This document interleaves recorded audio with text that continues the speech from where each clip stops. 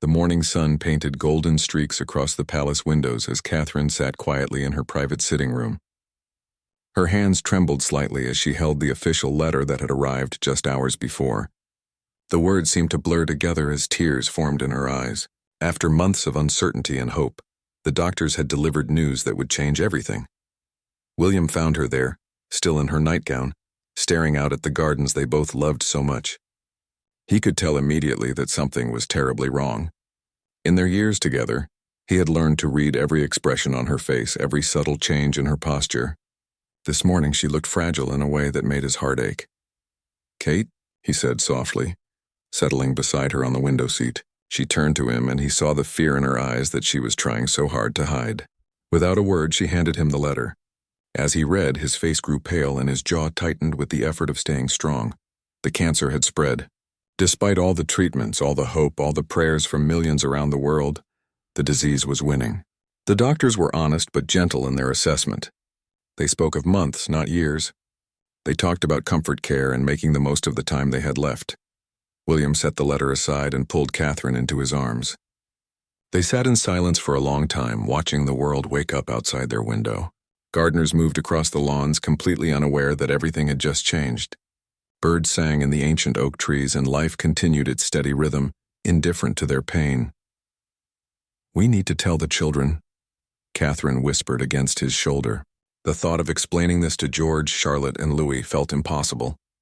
How do you tell your children that their mother is dying? How do you prepare them for a loss that will reshape their entire world? William's voice was thick with emotion when he spoke. "We'll do it together. We'll get through this together." But even as he said the words, he wondered how he would survive losing the woman who had become his anchor, his best friend, his everything. They spent the rest of the morning making difficult phone calls. First to Catherine's parents, Michael and Carol, who had been dreading this moment since the diagnosis. Carol broke down completely while Michael tried to stay strong for his daughter. They promised to come immediately, to help with whatever was needed. Next came the call to King Charles, who had been battling his own health challenges. The conversation was brief but filled with love and support. Charles had watched his son find happiness with Catherine, and he knew what this loss would mean to William and the children. The hardest call was to the Queen Consort, Camilla, who had become like a mother to Catherine over the years. Camilla listened in silence, then promised that the family would rally around them. "You won't face this alone," she assured them. "We're family, and family takes care of each other." By afternoon, the palace staff had been quietly informed. These people had become like family over the years, and many wiped away tears as they learned the news. Mrs. Jenkins, Catherine's longtime lady-in-waiting, could barely speak. She had watched Catherine grow from a nervous young woman into a confident princess, and now she would have to watch her say goodbye. The children returned from school that afternoon, chattering about their day as usual. George was excited about a football match. Charlotte had painted a picture of flowers, and Louis was full of energy after playing with his friends. Catherine and William exchanged a look, knowing that this innocence was about to be shattered. They gathered in the family sitting room, the one with the comfortable sofas and family photos covering every surface. Catherine had always loved this room because it felt normal, like any family's living room rather than a palace. "We need to talk to you about something important," William began, his voice steady despite the storm raging inside him. The children sensed the serious tone and settled quietly, looking between their parents with growing concern. Catherine reached for George's hand first, then Charlotte's while Louis climbed onto William's lap. "You know Mummy has been sick," she began, her voice soft but clear. "The doctors have been helping me feel better, but now they've told us that the medicine isn't working the way we hoped." George, at 11, was old enough to understand the gravity in his mother's voice. "Are you going to die, Mummy?" he asked quietly, his young face already showing the weight of growing up too fast. The directness of the question took Catherine's breath away, but she had promised herself she would be honest with them. "Yes, darling. The doctors think I don't have very long left." The words hung in the air like a physical presence, changing everything in the room. Charlotte began to cry immediately, throwing herself into her mother's arms. Louis, too young to fully understand but sensing the sadness around him, began to whimper. George sat very still, processing the information like the future king he would one day become. But we're going to make the most of every single day we have together, Catherine continued, holding Charlotte close while reaching for George's hand again. We're going to have adventures and make memories and love each other as much as we can. That evening, after the children were finally asleep, William and Catherine sat together in their bedroom. The weight of the day had exhausted them both, but sleep seemed impossible. They talked quietly about practical things at first. How to handle the public announcement, what kind of care Catherine would need, how to protect the children from media attention during this difficult time. But as the night wore on, their conversation turned to deeper things. Memories of their courtship, their wedding day, the birth of each child. They talked about dreams that would now go unfulfilled and hopes they had shared for growing old together. I don't know how to do this without you, William admitted, his voice breaking for the first time that day. Catherine took his face in her hands, looking directly into his eyes. You're stronger than you know. You're going to be an amazing father to our children and someday a wonderful king. I believe in you completely. Outside their window, the world slept peacefully, unaware that one of its most beloved figures was beginning her final chapter. 3 weeks had passed since that devastating morning, and the palace had become a cocoon of carefully managed privacy. The official announcement had been made with characteristic dignity, and the world had responded with an outpouring of love that surprised even Catherine. Flowers arrived daily from every corner of the globe, letters from children who had drawn pictures of rainbows and hearts, prayers from people of every faith imaginable. Catherine had insisted on continuing some of her engagements, though her medical team had advised against it. I want to use whatever strength I have left, she told William firmly. These people have supported our family for years. They deserve to see that I'm fighting until the end. Her first public appearance since the announcement was at a children's hospital in London. Catherine had always been passionate about supporting sick children, and this visit felt especially meaningful now. She moved slowly through the wards, her trademark smile a little more fragile but no less genuine. 8-year-old Emma was in the cancer ward, her head bald from chemotherapy treatments. When Catherine sat beside her bed, Emma looked up with wise eyes that seemed too old for her young face. My mommy says you're sick too, Emma said quietly. Catherine nodded, taking the little girl's hand. I am, but you know what? Being sick doesn't mean we can't still find beautiful things every day. What's the most beautiful thing you've seen today? Emma thought carefully. The way the sun made rainbows on my wall when it came through the window this morning. Catherine smiled, and for a moment, both of them forgot about being sick and just enjoyed talking about rainbows. The interaction was captured by a photographer, and the image would later become one of the most shared photos in royal history. 2 people facing similar battles, finding connection and hope in each other's company. After the hospital visit, Catherine felt exhausted but fulfilled. William had watched her throughout the day, marveling at her ability to bring comfort to others even while fighting her own devastating battle. In the car on the way home, she leaned against his shoulder. Thank you for letting me do this, she said softly. You don't need my permission to be amazing, he replied, kissing the top of her head. You just are. Back at home, the children were adapting to their new reality with the resilience that children somehow possess. George had become more serious, taking on the role of big brother with new intensity. He helped Louis with his schoolwork and made sure Charlotte felt included in everything they did. Charlotte had started leaving little drawings under her mother's door each morning. Pictures of their family holding hands, flowers in bright colors, and always a sun shining in the corner. She seemed to understand that her art was a gift that could bring joy during dark times. Louis, still young enough to live mostly in the present moment, continued to be their source of laughter.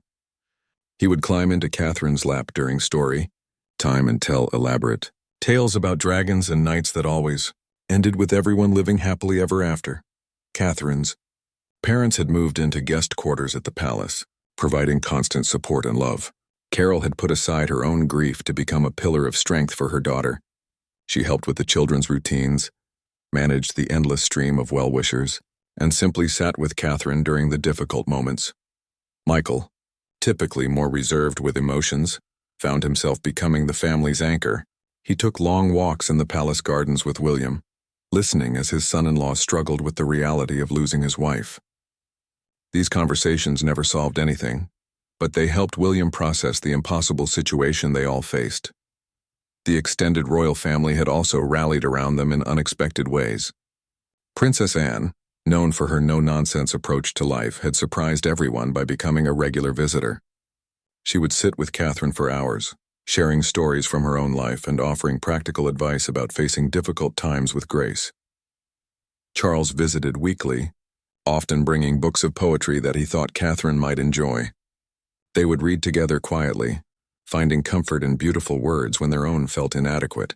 Charles had faced his own health scares, and he understood the strange mixture of fear and acceptance that comes with serious illness. One particularly difficult evening, Catherine experienced severe pain that required additional medication. The children were frightened by seeing their mother in such distress, and William felt helpless watching the woman he loved suffer. Dr. Peterson, Catherine's primary oncologist, explained gently that these episodes would likely become more frequent. The tumor was growing, pressing against nerves and organs in ways that caused increasing discomfort. Pain management would become a larger part of Catherine's care. "How long?" William asked quietly, after the children had been settled for the night. Dr. Peterson hesitated. "It's difficult to say precisely. Perhaps 6 to 8 weeks, possibly less. We'll focus on keeping her comfortable and maintaining quality of life for as long as possible." The words hit William like physical blows, but he nodded and thanked the doctor for his honesty. After Dr. Peterson left, William found Catherine in their bedroom, looking through photo albums from their early years together. "Look at us," she said, pointing to a picture from their university days. "We had no idea what was coming, did we?" In the photo, they were laughing at something outside the camera's view, young and carefree and certain they had forever. "Do you regret any of it?" William asked, settling beside her on the bed. Catherine looked at him with surprise. "Regret loving you? Having our children? Living this incredible life? Never. Not for a single moment." She turned the page to reveal their wedding photos. "I got to marry my best friend and have the most beautiful children in the world. I got to serve people and make a difference. How could I regret any of that?" They spent the rest of the evening going through albums, remembering holidays and milestones, laughing at photos of the children's birthday parties and family gatherings. For a few hours, they weren't a couple facing loss. They were simply William and Catherine remembering a love story that had captured the world's imagination.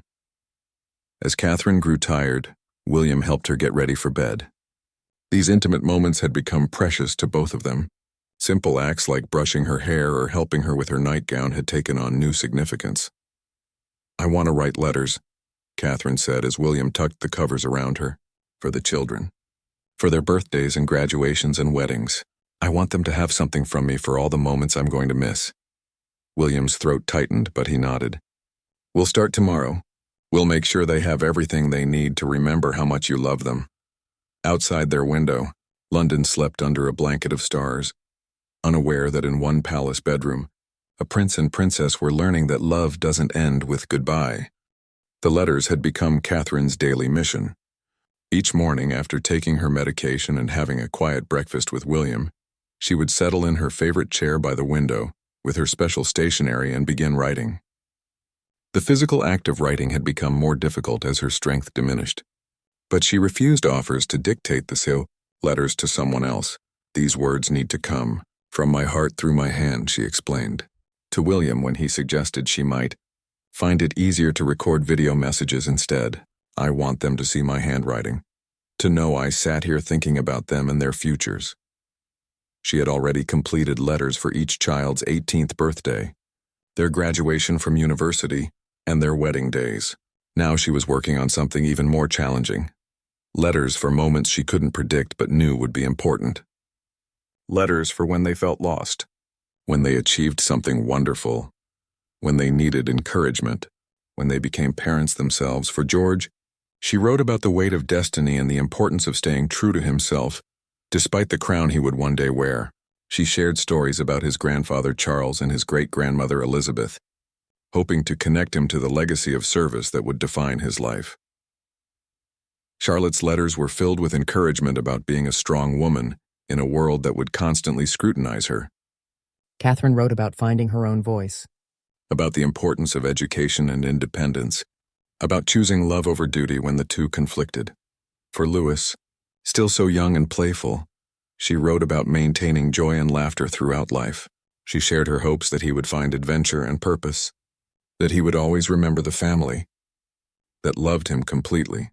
The most difficult letters were the ones addressed simply to my children, meant to be opened together during moments when they might need to feel her presence. In these, she wrote about the bond between siblings, about supporting each other through life's challenges, about carrying forward the love she and William had built as a family. William often found her crying as she wrote, overcome by the weight of trying to compress a lifetime of motherly guidance into a stack of letters. He would sit quietly beside her, sometimes reading over her shoulder, occasionally offering suggestions but mostly just providing the comfort of his presence. I keep thinking I'm forgetting something important, Catherine confided one afternoon as she sealed another envelope. What if there's advice they need that I haven't thought of? You're giving them the most important thing, William assured her. You're showing them how to face impossible situations with grace and courage. They're learning that from watching you right now. The children had adapted their routines to spend more time with their mother. After school, they would gather in her sitting room for homework time. George helped Charlotte with her mathematics while Louis worked on his reading, all of them wanting to be near Catherine even when she was too tired to actively participate. These afternoon sessions had become sacred time for the family. Catherine would rest on the sofa, sometimes dozing but always present while the children worked quietly nearby. William usually joined them after his official duties were finished, and they would have tea together like a normal family. One particularly memorable afternoon, Louis announced that he had written a story for his mother. At 6 years old, his writing was still shaky and his spelling creative, but his tale about a brave princess who could fly was delivered with complete seriousness. She flies around helping people who are sad, Louis explained, showing Catherine his drawing of a figure with a crown soaring above clouds, and when she touches them, they remember all the happy things. Catherine held the picture close to her heart, tears streaming down her face. It's the most beautiful story I've ever heard, she told him, and she meant every word. Charlotte had started a different kind of project. With help from her grandmother Carol, she was creating a scrapbook of family memories. She collected photos, ticket stubs from outings, pressed flowers from the palace gardens, and small mementos from their adventures together. I want to remember everything, Charlotte explained as she carefully glued a photo from their last family vacation into the book. Every single thing we did together. George's approach to the situation was more practical but equally touching. He had begun keeping a detailed journal, recording conversations with his mother. Funny things, Louis said, special moments from their daily life. His 11-year-old perspective captured details that adults might miss, and his writing revealed a mature understanding of what they were all experiencing. The public's response to Catherine's illness had been overwhelming. Letters arrived daily from around the world, and many included small gifts. Children sent drawings, adults shared poems they had written, religious groups sent prayer cards and blessed items. Each piece of mail was carefully sorted, and when possible, Catherine tried to respond personally. She had always been known for her thoughtful approach to correspondence, but now these responses took on new urgency. She wanted people to know that their kindness had reached her, that their support was making a difference during the darkest period of her life. One letter particularly moved her. It came from a widow in Scotland who had lost her husband to cancer 5 years earlier. The woman wrote about the daily choice to find beauty in small moments, about the importance of legacy, about how love continues even after death. Your children will carry you with them always, the letter concluded, not as a weight of sadness but as a source of strength and light. This is the gift that loving mothers leave behind. Catherine read the letter to William that evening, both of them finding comfort in the words of someone who had walked this difficult path before them. The medical team had adjusted Catherine's care plan to focus entirely on comfort now. The aggressive treatments had been stopped, and the emphasis shifted to managing pain while maintaining as much quality of life as possible. Dr. Peterson visited twice weekly, monitoring Catherine's condition and adjusting medications as needed. I want to be present for as long as possible, Catherine had told him firmly.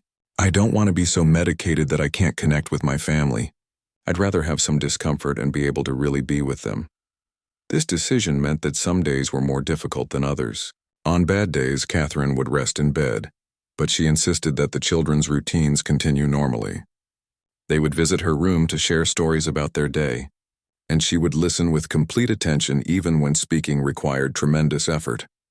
On better days, she would join family meals, read stories to Louis, help Charlotte with her art projects, or discuss history and current events with George. These moments felt like precious gifts, normal family time in the midst of an impossible situation. William had learned to read Catherine's energy levels like a language only he understood. He knew when to encourage the children to spend time with her, and when to gently redirect them to other activities. He had become a translator between Catherine's fierce desire to be present and her body's increasing limitations. Their evening routine had evolved into something sacred. After the children were settled for the night, William and Catherine would sit together quietly. Sometimes they talked about practical matters, sometimes they shared memories, and sometimes they simply held each other in comfortable silence. "I'm not ready," Catherine admitted one night, her voice barely a whisper. "Neither am I," William replied, tightening his arms around her. "But we'll face whatever comes together, just like we always have." The morning arrived when Catherine couldn't get out of bed. It wasn't sudden or dramatic. She simply woke up and knew that her body had reached its limit. William found her lying quietly, watching the sunrise paint their bedroom walls with soft gold light. "It's time, isn't it?" he asked gently, sitting on the edge of the bed. Catherine nodded, reaching for his hand. "I think so, but I'm not sad. I've had such a beautiful life, William. I've loved you and our children with everything I had." Dr. Peterson confirmed what they both already knew.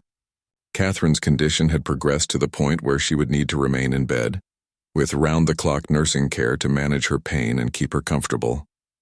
The conversation was gentle but honest. They were likely looking at days, not weeks. The decision was made to bring Catherine's bed downstairs to the family sitting room. This way, she could remain part of the household's daily rhythm while receiving the medical care she needed. The staff worked quietly and efficiently to transform the comfortable family space into a peaceful bedroom. Catherine's hospital bed was positioned where she could see the gardens through the large windows.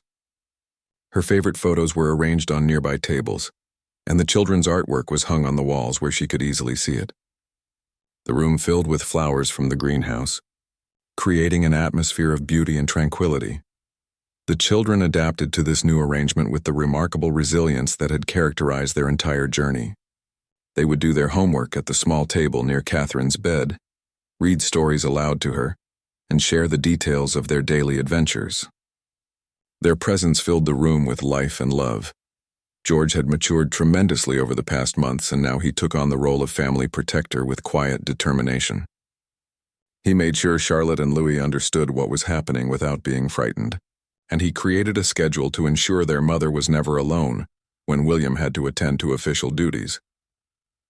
"Mummy needs to know we're okay," he explained to his siblings with wisdom beyond his years. "So we're going to show her that we can take care of each other and that we'll be all right." Charlotte had become the family's artist in residence, creating new drawings daily to brighten her mother's view. She painted pictures of their family adventures, portraits of their pets, and abstract designs in Catherine's favorite colors. Each artwork was presented to her mother with ceremony and pride. Louis, in his innocent 6-year-old way, treated the situation as an extended sleepover with his mother. He would curl up carefully beside her on the large bed, telling her elaborate stories about his toy soldiers or describing the games he played in the garden. His chatter kept the room filled with joy even during the most difficult moments. William had essentially moved his office to a chair beside Catherine's bed. He conducted meetings via video call, reviewed documents, and handled his official correspondence while remaining close to his wife. The sight of the future king managing affairs of state while holding his dying wife's hand became a powerful symbol of love and duty intertwined.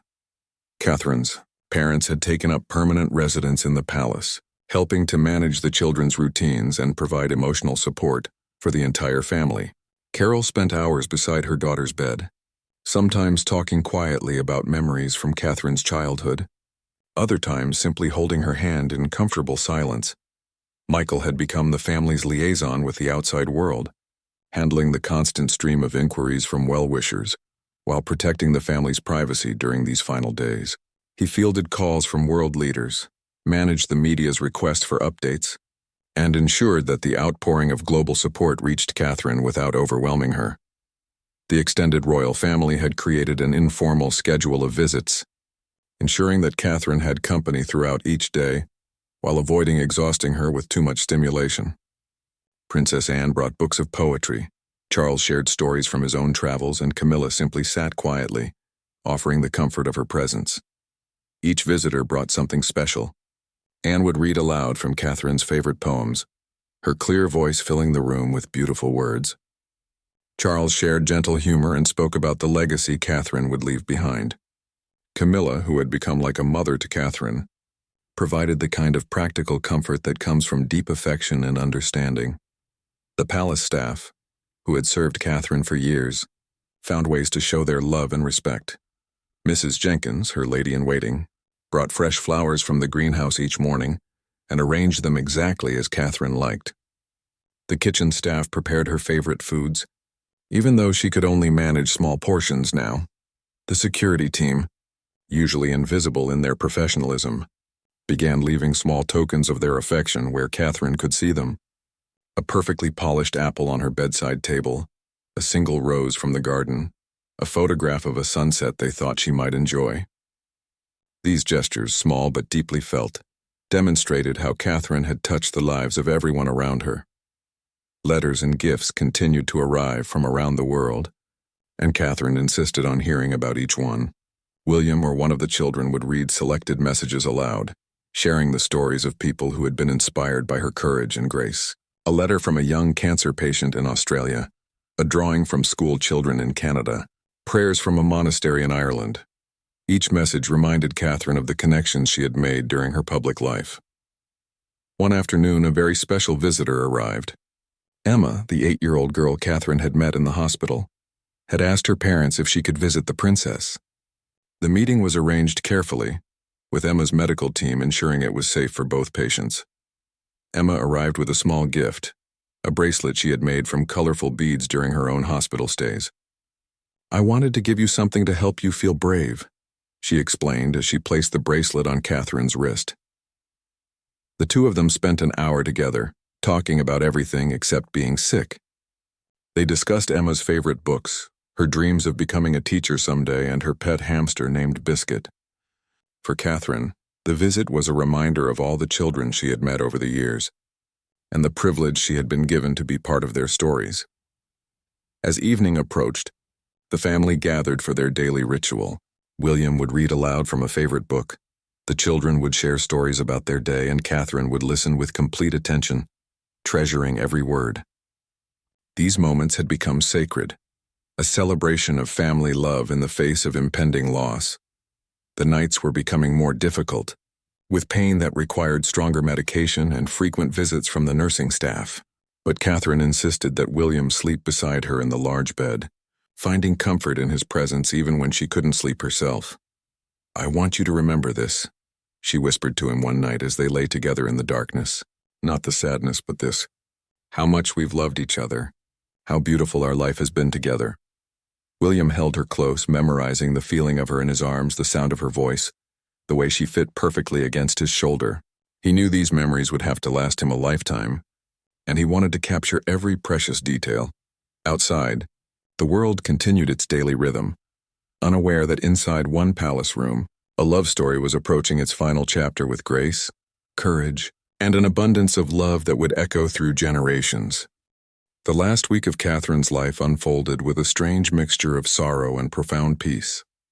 Her pain was well managed now, allowing her to remain alert and present for the people she loved most. The room had taken on an atmosphere of gentle sanctuary, filled with soft music, fresh flowers, and the constant presence of family. Catherine had asked for specific music to be played, classical pieces that had been meaningful during her life with William, lullabies she had sung to the children, and the hymns from their wedding ceremony. The gentle melodies created a backdrop of beauty that seemed to ease everyone's spirits during the most difficult moments. Each morning began with William reading to Catherine from the daily messages that continued to arrive. The outpouring of love from around the world had not diminished, and Catherine found strength in knowing that their story had touched so many lives. A letter from a young mother in Japan who had named her daughter Catherine, prayers from a convent in Italy, drawings from children in rural schools across Africa. Each message reminded her of the global family that had embraced her. The children had fallen into a natural rhythm of spending time with their mother throughout the day. George would arrive before school to share his plans for the day and receive her encouragement for any challenges he might face. Charlotte brought her artwork each afternoon, creating new pieces inspired by her mother's favorite memories. Louis continued his storytelling, weaving elaborate tales that always featured brave princesses and happy endings. One morning, Catherine asked William to help her record video messages for the children. She wanted them to have something beyond the letters, something where they could see her face and hear her voice speaking directly to them. The recording session was emotionally challenging but deeply meaningful. For George, she spoke about leadership and kindness, about the importance of surrounding himself with people who would tell him the truth, even when it was difficult to hear. She reminded him that being a good king meant being a good man first, and that she had complete confidence in the person he was becoming. To Charlotte, she spoke about strength and independence, about the power of education and the importance of using her voice to help others. She shared her hopes that Charlotte would travel the world, pursue her passions, and never let anyone make her feel small because she was a woman. For Louis, still so young, she kept the message simple and filled with love. She told him about the joy he had brought to their family, encouraged him to stay curious and playful, and promised that she would always be watching over him with pride. The final video was addressed to all three children together. In it, Catherine spoke about the bond between siblings, about how they would always have each other no matter what challenges life brought. She told them that their father was the strongest and most loving man she had ever known, and that they should always remember they were deeply wanted and cherished. William had to leave the room several times during the recording, overcome by emotion. Later, as they reviewed the videos together, Catherine reached for his hand. "I need you to promise me something," she said softly. "Promise me you'll let yourself be happy again someday. Not right away, but eventually. You have so much love to give, and the children need to see that love doesn't end with loss." The request broke William's heart, but he understood her wisdom. "I promise," he whispered, though he couldn't imagine how that future might look. Catherine's brother James and sister Pippa had been regular visitors throughout her illness, but now they came to stay, wanting to be present for these final days. The three siblings shared memories from their childhood, laughing about adventures they had shared and mishaps that had seemed terrible at the time, but were funny now. Pippa had brought photo albums from their youth, and they spent hours looking through pictures of Catherine as a young girl, playing in the garden, dressed up for school dances, graduating from university. These images reminded everyone that Catherine had lived a full life before becoming a princess, that she had been deeply loved long before the world knew her name. James, typically more reserved, found himself becoming the family storyteller. He shared tales of Catherine's determination as a child, her kindness to animals, her fierce loyalty to the people she loved. His stories painted a picture of the woman the world had come to adore, showing that her grace and compassion had been part of her character since childhood. The palace staff had created a subtle but meaningful tribute to Catherine. Every morning, fresh flowers appeared in her room. Not just any flowers, but blooms that held special significance. Roses from the garden where William had proposed, lily of the valley from her wedding bouquet, wildflowers like those she had picked during family walks in the countryside. Mrs. Jenkins had quietly compiled a book of memories from the staff. Stories about Catherine's kindness, her interest in their families, her genuine care for everyone who worked at the palace. It was a testament to how she had treated every person with dignity and respect, regardless of their position. The Archbishop of Canterbury visited to offer prayers and communion, bringing spiritual comfort to Catherine and the family. Their conversation was private, but those present could see the peace that settled over Catherine afterward. She had always been a woman of faith, and now that faith provided strength during her most challenging moments. Catherine's university friends had been part of a constant stream of visitors, each bringing memories from different chapters of her life. They shared stories about the young woman who had studied art history, played field hockey, and dreamed of making a difference in the world. These friends reminded everyone that Catherine had touched many lives long before. She became a global figure. One particularly meaningful visit came from some of the young people Catherine had mentored through her charitable work. A group of teenagers who had been part of a photography program she had supported arrived with a collection of their best work, a photo essay about hope and resilience. Their gift demonstrated how Catherine's influence would continue through the lives she had inspired. The medical team had prepared William and the family for the signs that would indicate Catherine's condition was rapidly declining. Dr. Peterson explained gently that there would likely be a period of increased sleep, decreased responsiveness, and changes in breathing patterns. They assured everyone that Catherine would be kept comfortable and free from pain. As the week progressed, Catherine began sleeping more during the day, but she always seemed awake when the children came to visit.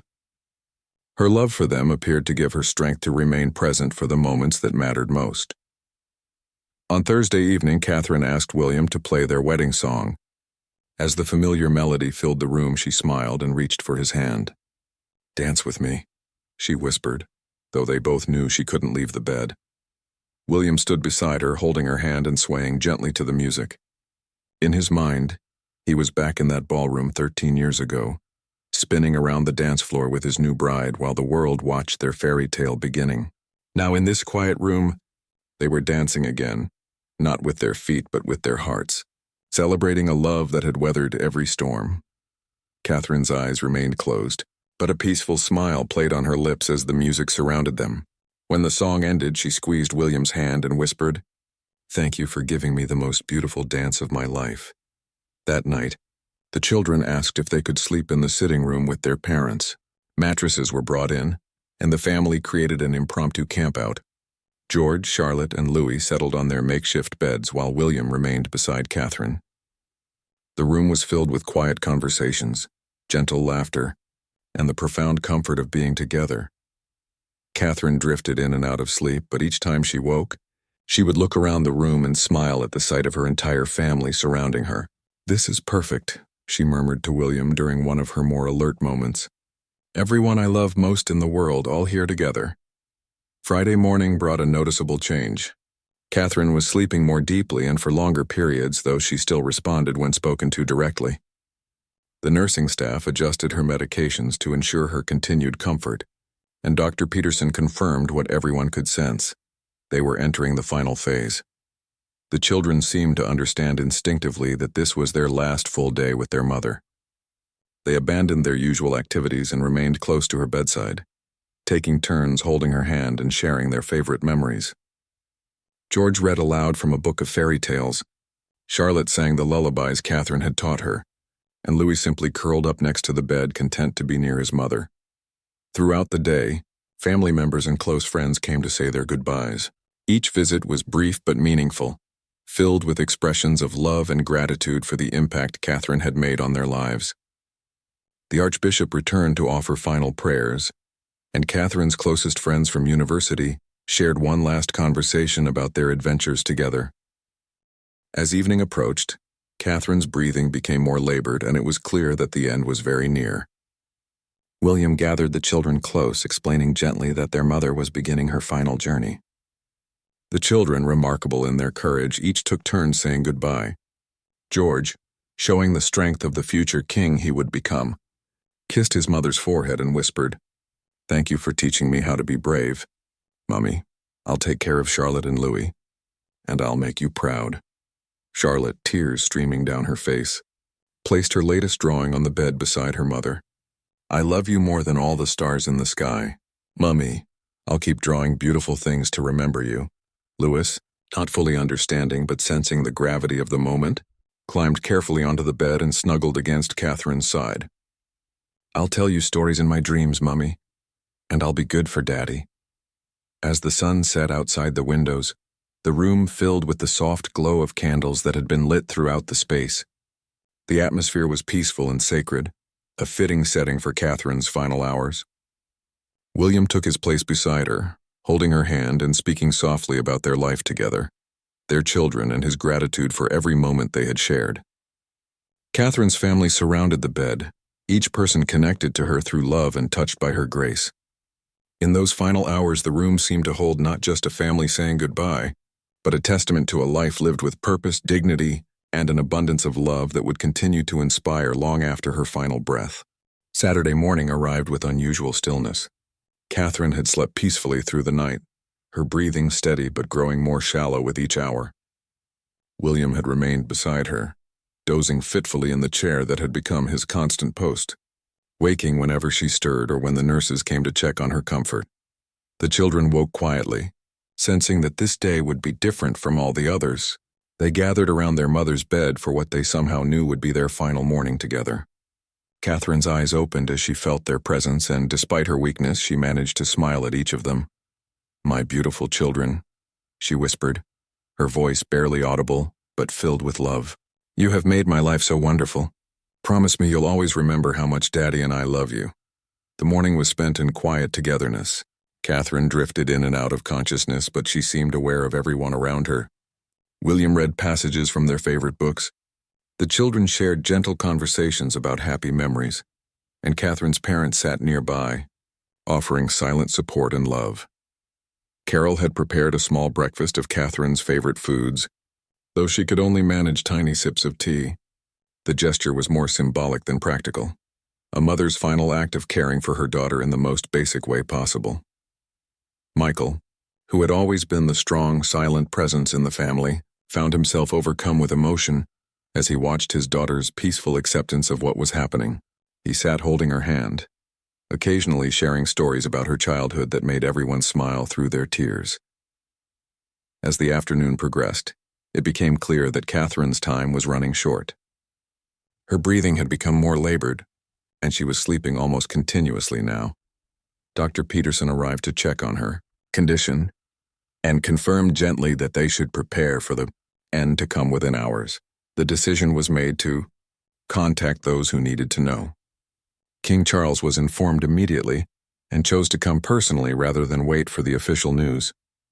Princess Anne and Camilla arrived shortly after, both understanding that this would be their final opportunity to say goodbye to the woman who had become such an important part of their family. Catherine's closest friends from university were given the opportunity to visit one last time.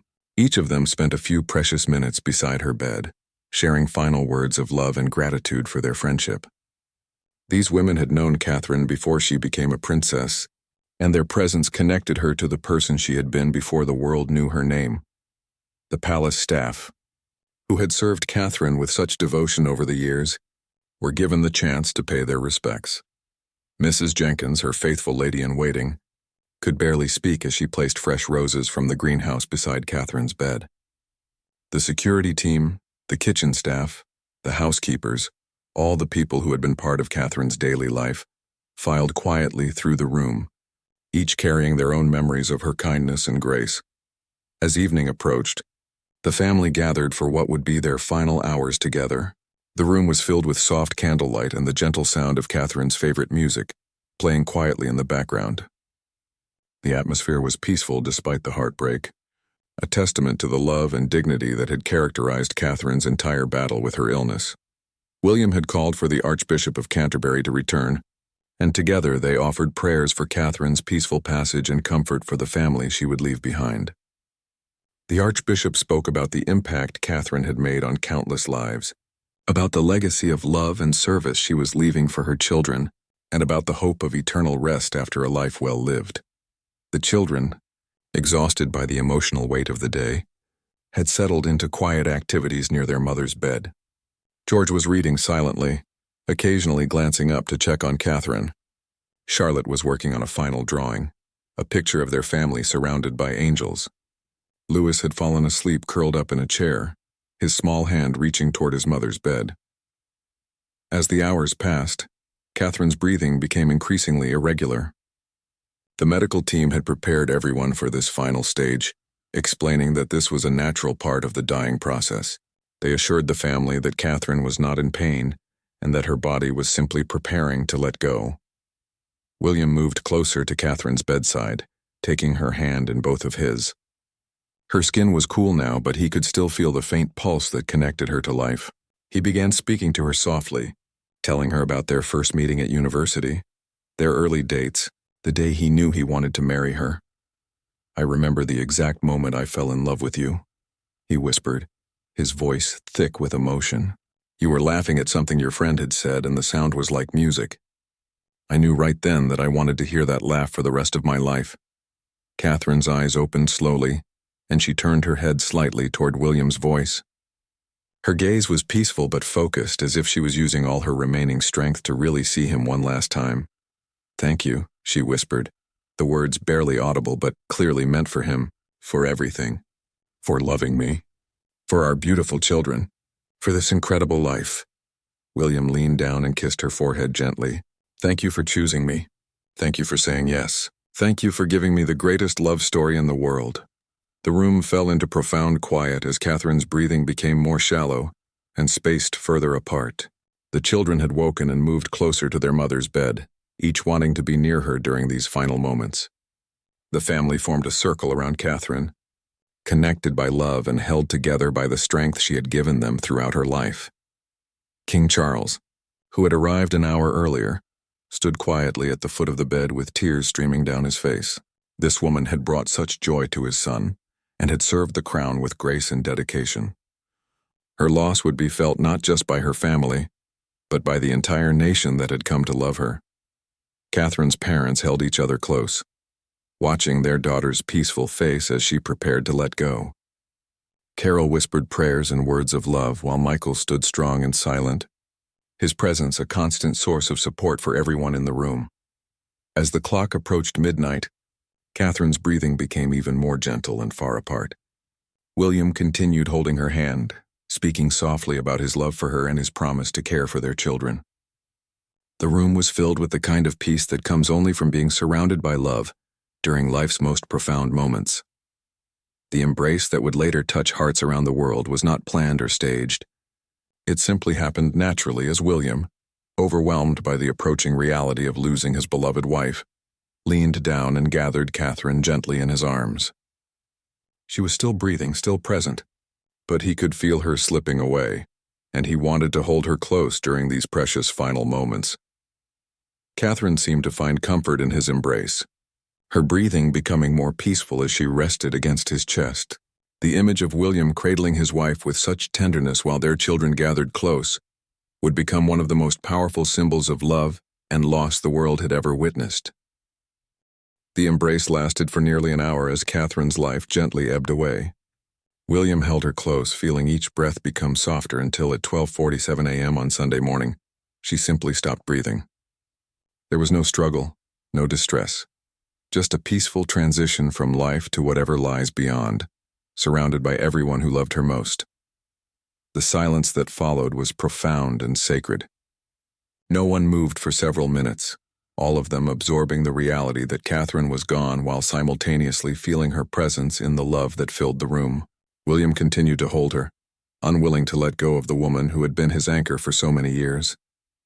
George, showing remarkable composure for an 11-year-old, was the first to speak. "She looks peaceful, Daddy," he said softly, reaching out to touch his mother's hand. "She's not hurting anymore." Charlotte and Louis moved closer to their parents, and the family shared a moment of quiet goodbye. Each child kissed their mother's forehead, whispering final words of love.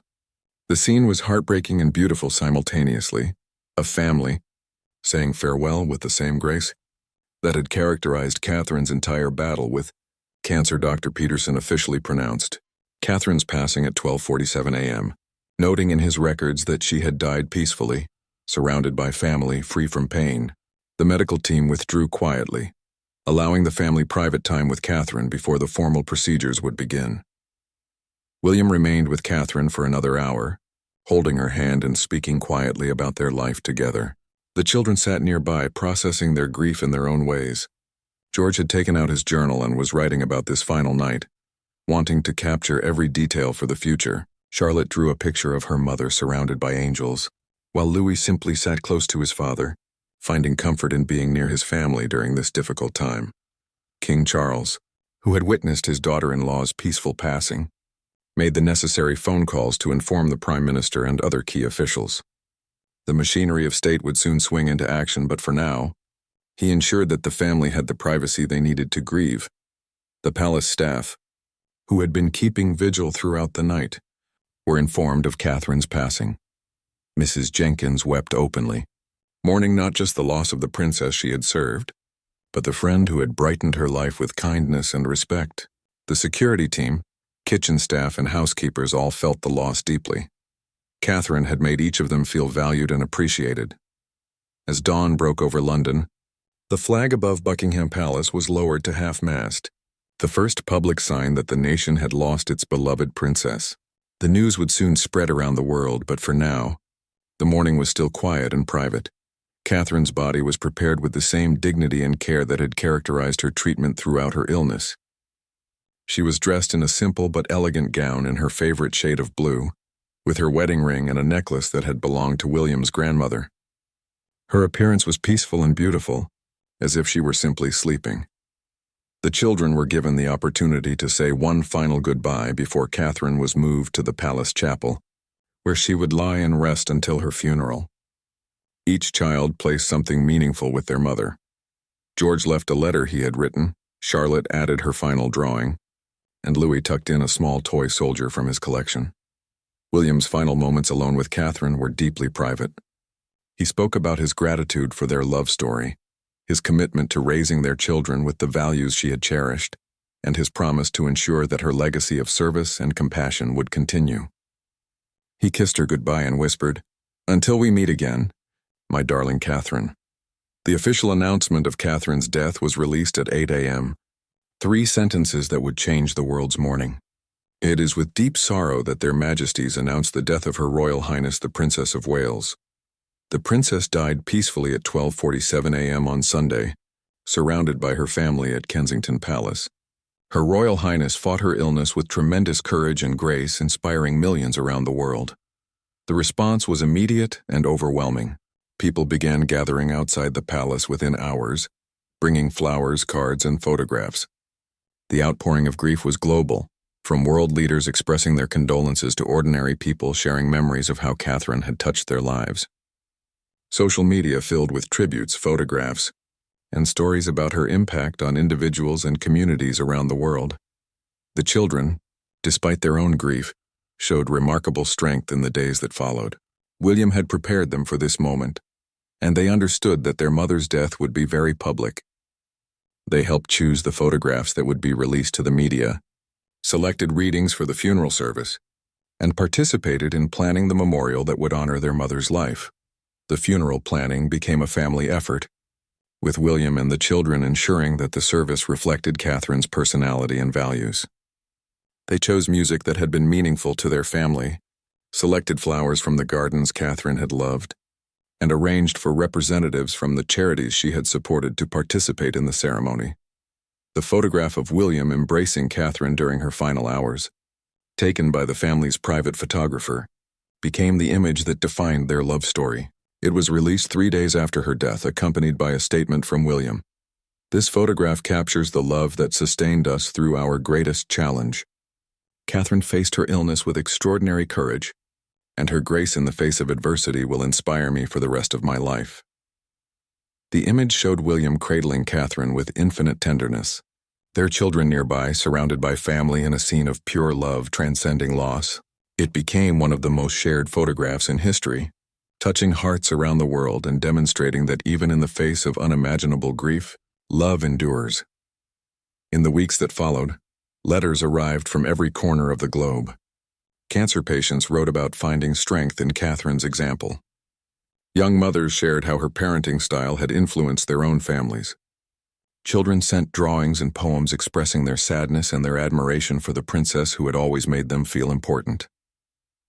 The Catherine Foundation was established to continue her charitable work, focusing on early childhood development, mental health support, and cancer research. William announced that the foundation would be funded by donations from around the world, ensuring that Catherine's commitment to helping others would continue long after her death. The children threw themselves into supporting the foundation, understanding that this was a way to honor their mother's memory, while helping other families facing similar challenges. George, despite his young age, began learning about the foundation's work. Charlotte created artwork that was sold to raise funds. Louis, in his innocent way, talked to everyone about how important it was to help sick people feel better. 6 months after Catherine's death, William reflected on the transformation that grief had brought to their lives. While the pain of loss remained sharp, he had discovered a strength he didn't know he possessed. The children had shown remarkable resilience, supporting each other and finding ways to celebrate their mother's memory rather than being consumed by sadness. The embrace that had marked Catherine's final moments became a symbol of enduring love for people around the world. It reminded everyone that in our most difficult moments, love is what sustains us, what gives meaning to our struggles, and what continues even after goodbye. Catherine's graceful farewell had taught the world that dying well is perhaps the final gift we can give to those we love, showing them that love is stronger than death. That dignity can be maintained even in our darkest hours, and that the bonds we create with others transcend the boundaries of mortal life. The story of William and Catherine's love, tested by the ultimate challenge and proven unbreakable, would inspire generations to come. Their graceful goodbye had become a testament to the power of love, to transform even the deepest sorrow into something beautiful and eternal.